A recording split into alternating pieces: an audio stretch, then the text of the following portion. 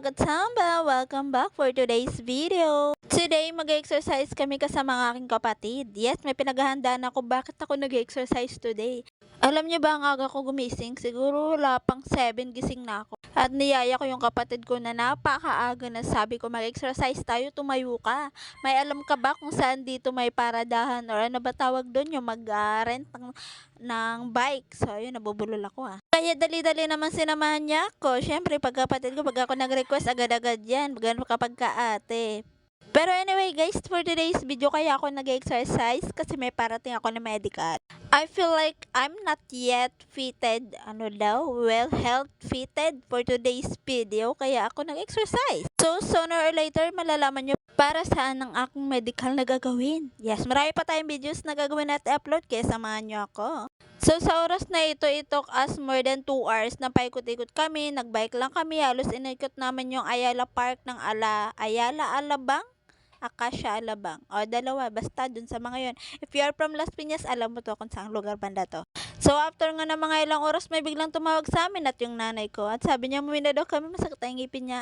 At dali-dali na nga kami umuwi dahil kailangan niya rin ng gamot at bumili kaagad kami. At may dinaanan kami sa may palengke na store. So, ang video ito ay para kay Tukta. Ayan si Tukta. Anyway, may aso nga pala kami sa bahay. Papakita ko sa inyo yung before and after nung baby pa lang siya na dumating sa bahay.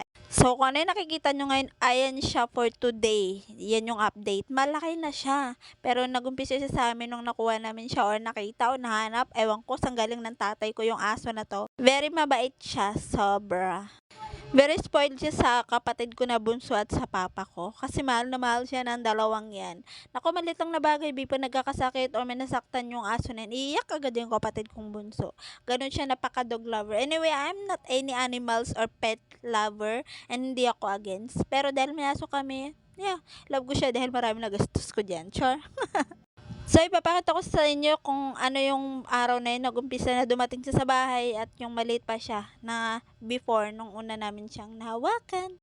Ayan siya, parang wala pa yata months na siya ganyan. Ganyan siya matulog hanggang ngayon. Pa-cute, kala mo talaga tao talagang kanya yung higa. So, that is for today's video. Thank you for watching. Be kind. Mwah. 넌 나를 보면 마치 너